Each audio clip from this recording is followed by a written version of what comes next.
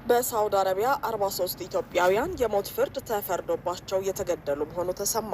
130 የሚሆኑ የተለያየ አገር ዜግነት ያላቸው ስደተኞች ከየመን ወደ ሳውዲ አረቢያ ድንበር ተሻግረው ሲገቡ በድንበር ጠባቂዎች ተይዘው ለፍርድ ከቀረቡ በኋላ ከ5 እስከ 10 ዓመት ተፈርዶባቸዋል። ስደተኛ እስረኞቹ በሳውዲ አረቢያ ጅዳ በሚገኘው በናጅራን ሲግን አል አሚን እስር ቤት ውስጥ ይገኛሉ። እነዚህ እስረኞች ለፍርድ ሲቀርቡም የሚሞግትላቸው ጠበቃ የሳውዲ መንግስት አላቆመላቸውም።